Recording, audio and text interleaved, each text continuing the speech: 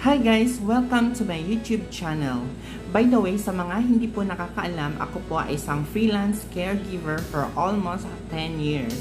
So ngayon nag-aantay po ako ng aking magiging pasyente dito sa De La Salle University Medical Center sa Dasmariñas.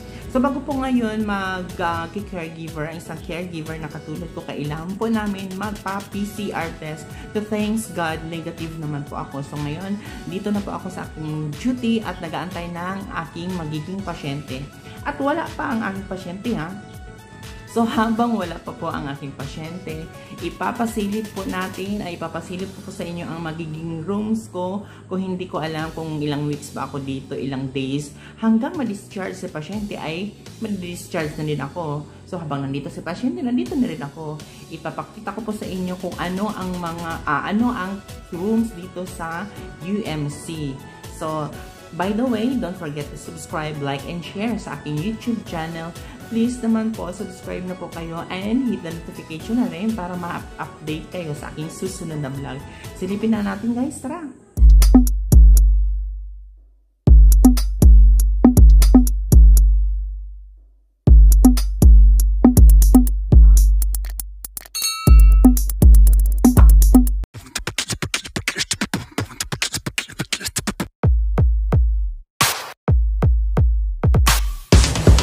So, mag-start muna tayo dito sa kanilang kitchen. So, ayan, ang kitchen nila ay parang nasa condo or nasa hotel kayo. So, meron din silang available na ref. So, kung may mga pagkain po kayo, mga beverages, pwede nyo pong i-ref dahil naka-suite rooms kayo. Ang kanilang cabinets ay malawak at marami ding mapaglagyan kung kayo ay magdadala ng isang pamilyang pagkain.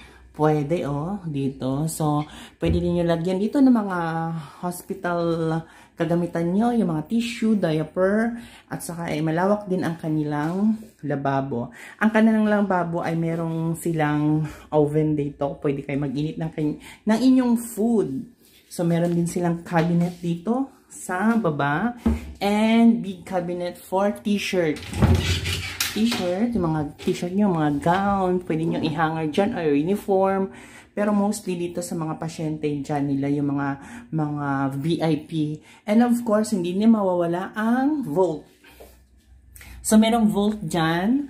Kung may mga gold kayo, mga pera na milyones, or your diamonds, pwede nyo. Diamonds talaga, nagdadala ng diamonds sa hospital. Meron din silang basurahan dito. May nabubulok at saka di nabubulok. Pupuntahan na naman natin ang kanilang bathroom. So, ang bathroom nila ay para ding nasa hotel. Tingnan mo naman. Ayan. So, dito na area ay meron kang salamin kung gusto mong magpa-beauty dyan, magmanalamin, and then yung lababo, and then yung inodoro, and then may hawakan din sila dito in case of yung pasyente mo ay need na humawak dito, lalo-lalo na po ang ating mga elders, at yung liguan ay nasa loob. So, ayan. Ang gusto ko lang dito ay malinis. So, ayan po yung banyo nila, no? So, yan po ang kabuuan ng isang room, suite rooms dito sa University Medical Center sa Dasmariñas. So, dito na side ay meron ditong room location and emergency exit flow. So, kung magkakaroon man ng emergency, nandito kayo. So, titingnan nyo kung saan kayo mag-escape. Mag-escape talaga. So, dito din yung assembly points location map for the De La Salle Health and Sciences Institute. So, meron din silang mga announcement dyan o yung for COVID-19, and of course, dito na area merong coach dito. So, kung may mga bisita kayo, malaking coach ito, o yung upuan, siguro kasya dito mga 8 or 5 person. And then, meron siyang, dito na side, meron siyang paint. Ang ganda ng paint. Yung paint niya ay, hindi ko kilala kung sino yan. So, yun. Tapos, meron lampshade paggabi. Pwede nyo i-on. Kung gusto ng pasyente ng dim light. Meron din ditong naka-attach na nakakabit na pang BP. So, dito na rin. Tapos dito na area, meron na din silang naka-connect or naka-attach na rin for oxygen. And then for suction. And then yung lalagyan ng suction. And then ito ay for dim light panggabi. May ilaw yan dyan na part. Meron silang available dito na telephone. So, yung telephone ay pwede kayo mag-outgoing calls or yung mga locals dito sa hospital. Kung alam niyo yung mga locals na i-inquire ninyo. And then, meron silang small cabinet. Mostly, ito ang nilalagyan ng mga gamit ng mga pasyente. Kagaya ng mga needles, mga diaper, underpads, mga medicine. So, dito ni siya nilalagay. And about naman sa kanilang bed, ang bed nila ay machine. So, ito pwede siyang mag up and down. And then, pwede siyang rail. May railing siya. Pwede siyang maitaas dahil para safety ang ating pasyente at hindi siya mahuhulog. Ganito naman siya pag gabi. Or yung power niya. So, pa yan, pwede siyang i-up. Yan. The-remote na lang. Kung gusto nyong ipataas ang inyong ulo for 90 degrees, pwede naman siya. And then, dito ay meron silang paint. Another paint. Dito na area. And then, meron din silang available na emergency call button. For example, na wala yung bantay, sabihan lang si pasyente na i-press lang ito for emergency. Or nandito yung bantay din na gihingalo na si pasyente or if ano pa ang mga case na emergency ay pwede nyo pong ma-press yung button na yan. So, direct po ito sa nurse station. In this side also, meron silang medium couch. Maliit lang siya, good for 4 I think. So, good for 3. And then, mostly dito ako natutulog pag nag 24 hours duty or 3 days duty.